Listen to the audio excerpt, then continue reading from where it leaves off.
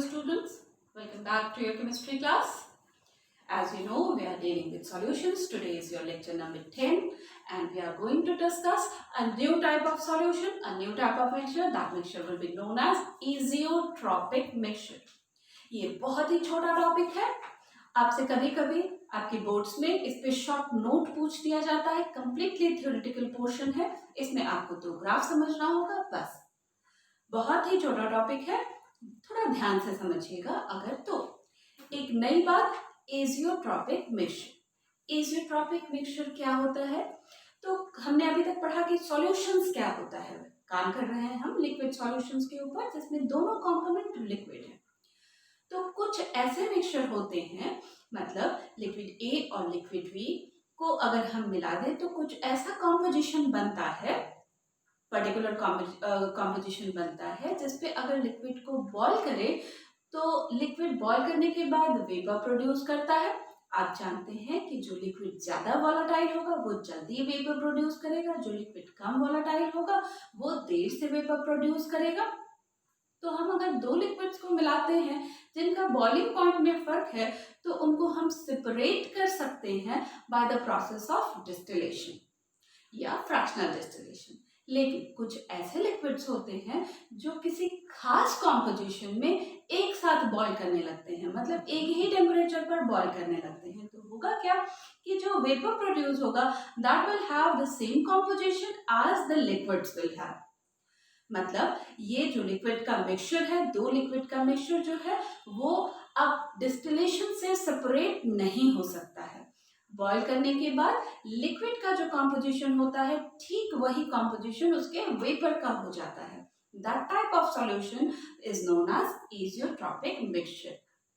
जैसा हमने यहाँ पे लिख के रखा, व्हाट आर एजियोट्रॉपिक मिक्सचर्स, ये आपके नोट के लिए है. The solutions, which type of solution? Liquid mixtures which boil at constant temperature and can distill unchanged.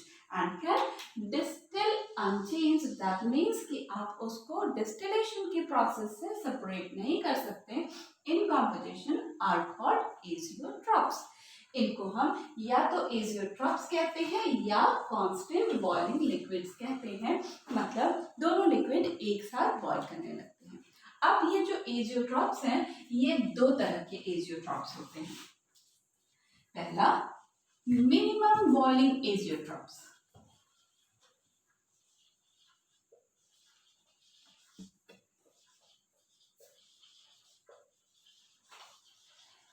Minimum boiling azeotropes वैसे लिक्विड सॉल्यूशंस हैं जो कंपोनेंट ए और कंपोनेंट बी दोनों के बॉइलिंग पॉइंट से कुछ नीचे के टेम्परेचर पर बॉईल करने लगते हैं. पर्टिकुलर कंपोजिशन में solutions which shows positive deviation from Raoult's law. ऐसे सॉल्यूशन जो राउल्स लॉ से पॉजिटिवली डेविएट होते हैं. कल हमने देखा था कि डेविएशन क्या चीज है.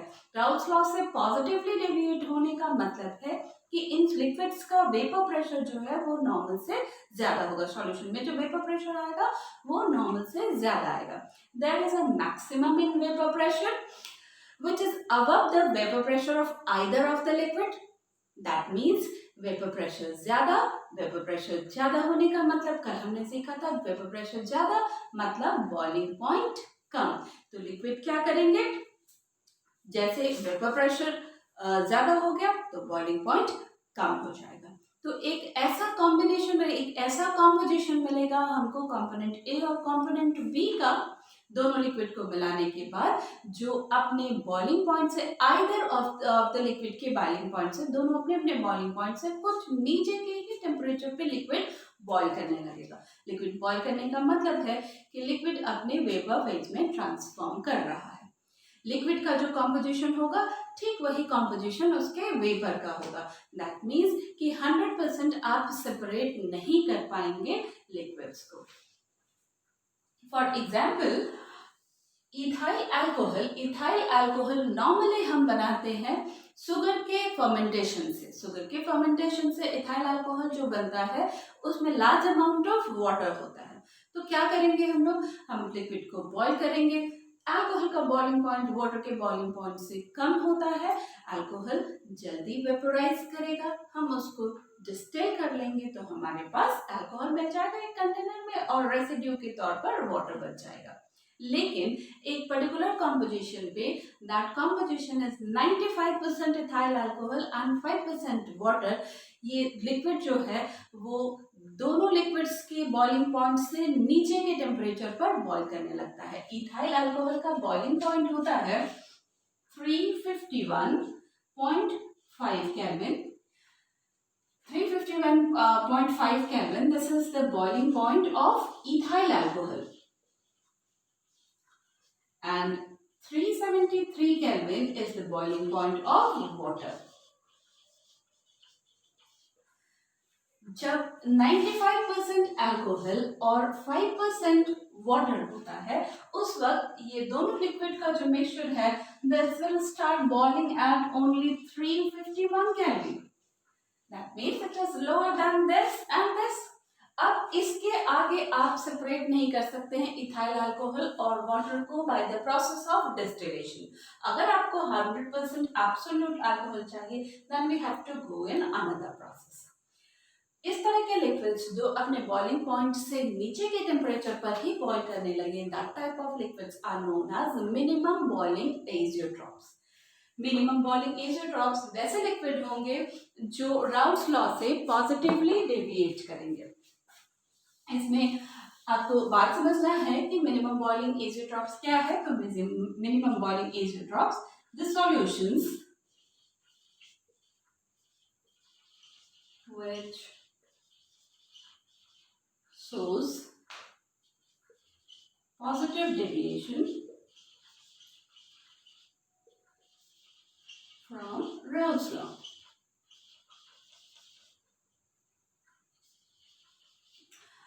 आप कह सकते हैं which shows large positive deviation, जो जल्दी वोलेटाइल हो जाए, जो वेपर प्रेशर ज्यादा जनरेट करते और बहुत कम टेम्परेचर पर ही बॉईल करने लगे। One such mixture is 95% ethyl alcohol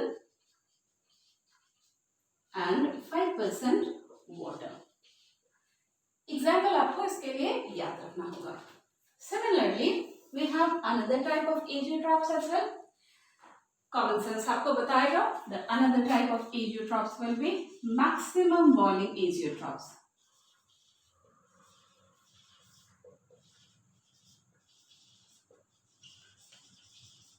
इसके बारे में हम कह सकते हैं the solutions which shows large negative deviation from Raoult's law, that will be your maximum boiling azeotrops. The solutions which shows negative deviation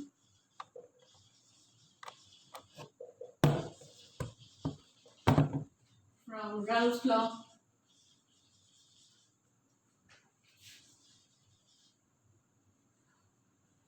will be maximum boiling azeotrops. Maximum boiling azeotrops क्या होंगे? हमने liquid लिया, दो liquid है हमारे पास, liquid A and liquid B. Liquid A particular temperature पर boil होता है, लिक्विड बी पर्टिकुलर टेम्परेचर पे बॉईल होता है। दोनों को मिक्स कर दिया, दोनों को मिक्स करने के बाद एक सॉल्यूशन डेवलप हुआ। That solution will also vaporise, that will also generate vapour pressure. अब की बार जो वेपर प्रेशर होगा that will be lower than either of two components. इसकी वजह से होगा क्या? वेपर प्रेशर कम, बॉइलिंग पॉइंट ज्यादा। अब की बार जो सॉल्यूशन है वो अपने बॉइलिंग पॉइंट से ज्यादा टेम्परेचर पर बॉईल करेगा। One such combination is your nitric acid with water.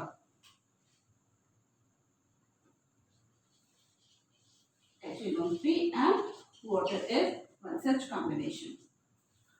जिसमें नाइट्रिक एसिड होना चाहिए आपका 36% nitric acid and 64% water. I think so. Sorry, 68% nitric acid and 32% of water. This is the combination of one of the maximum boiling azeotrops, 68% nitric acid and 32% of water. जब solution में होगा, then this solution will start boiling at the high temperature than either of these two components. topic with these graphs. ये इन graphs में यहाँ हमने दिखाया है जो सॉलिड लाइन है that is the vapor pressure curve for the liquids and the dotted lines are the vapor pressure curve for the vapors. इस axis पे हमने टेम्परेचर लिया है, इस एक्सिस पे हमने टेम्परेचर लिया है और इस एक्सिस पे हमने मोल फ्रैक्शन लिया है अपने कंपोनेंट्स के लिए। देखिए ये जो ग्राफ है इसमें जो वेपर प्रेशर कर्व है for vapour are higher than the liquids. That means these are showing positive deviation from Raoult's law, so these curves will show minimum boiling azeotrophs.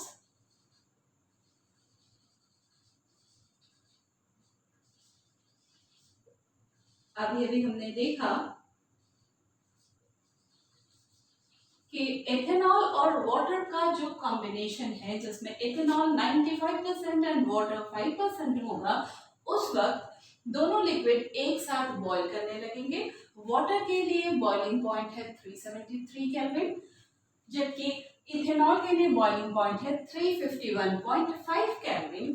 एक ऐसा टेम्परेचर हमको मिलेगा जहाँ पे वेपर फेज और liquid phase दोनों का कॉम्बिनेशन दोनों एक साथ कंबाइन कर जाएंगे, कॉम्पोजिशन बिल्कुल एक सा हो जाएगा।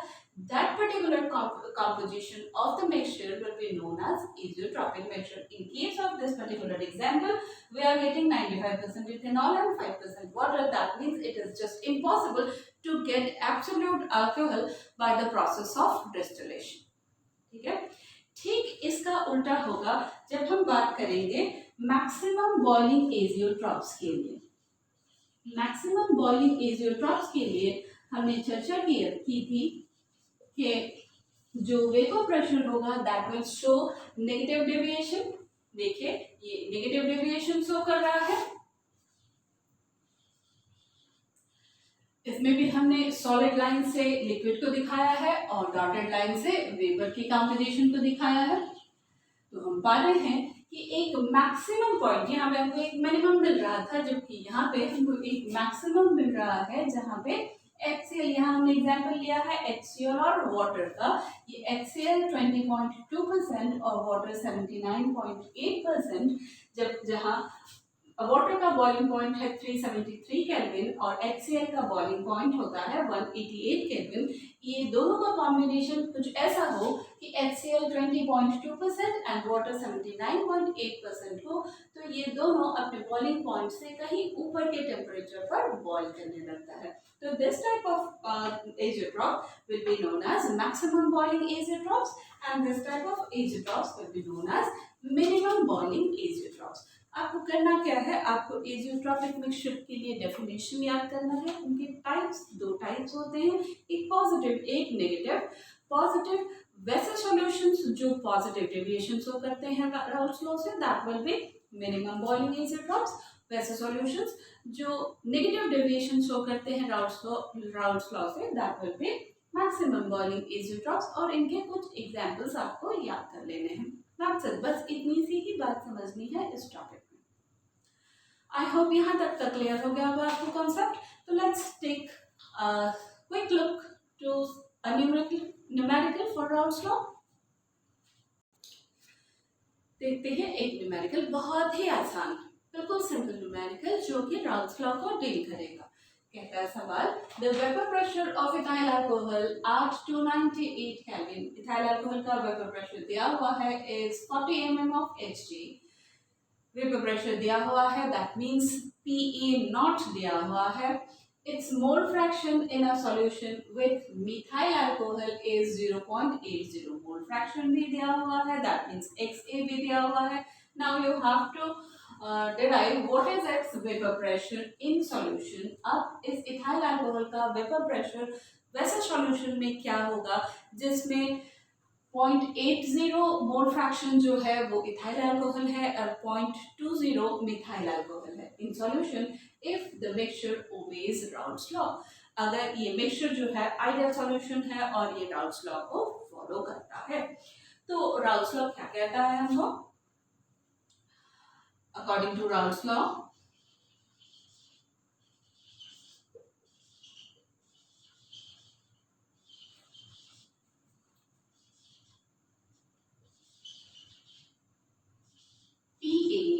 will be equals to PA naught XA.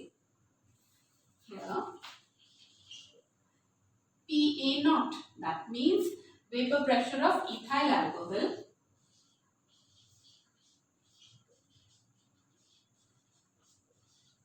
PA naught दिया हुआ है, that is 40 mm of Hg, and its mole fraction is also given. Mole fraction, that means XA is also given, that is 0.80. Simply PA is equals to PA naught XA, that will be 40 into 0.80, that means 32 mm of Hg.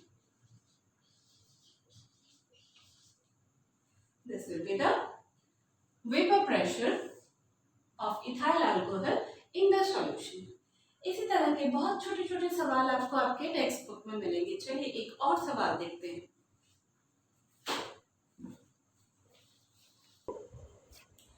Here is your next question. An aqueous solution of glucose, एक aqueous solution बनाया गया है glucose को dissolve करके, is made by dissolving 10 gram of glucose in 90 gram of water. 10 gram glucose 90 gram water में mix किया गया है. टेम्परेचर कांस्टेंट है, दैट इज 303 केल्विन. इस कंडीशन में if the vapour pressure of pure water at 303 kelvin be 32.8 mm of Hg, अगर इस temperature पे अगर प्योर वाटर हो तो उसका वेपर प्रेशर होता है 32.8 mm of Hg. What would be the vapor pressure of the solution? अब इस कंडीशन में जब 10 ग्राम ग्लूकोज को 90 ग्राम पानी में घोल लिया गया है, इस कंडीशन में सॉल्यूशन का वेपर प्रेशर क्या होगा? तो we have to calculate the vapour pressure of the solution. In this particular case हमारा राउल्स लॉ जो है वो एक स्टेप आगे बढ़ता है. This is the case of non volatile solute. इस केस में हमारे पास जो सॉल्यूट है glucose, that is non volatile. That means कि जो भी वेपर प्रेशर जनरेट होगा that is only due to water, सिर्फ पानी की वजह से होगा. ग्लूकोज की वजह से कोई वेपर प्रेशर जनरेट नहीं होगा. तो अकॉर्डिंग टू राउल्स लॉ हम लोग क्या जानते हैं,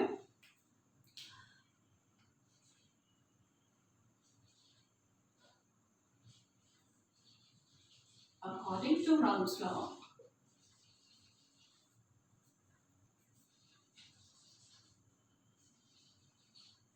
PA is equals to PA naught XA, where PA is the vapor pressure of the component in the solution, PA naught is the vapor pressure of the component in its pure state, XA is its mole fraction.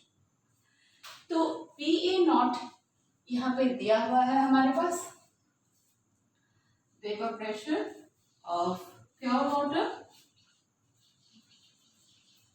that is PA naught is equals to 32.8 mm of Hg.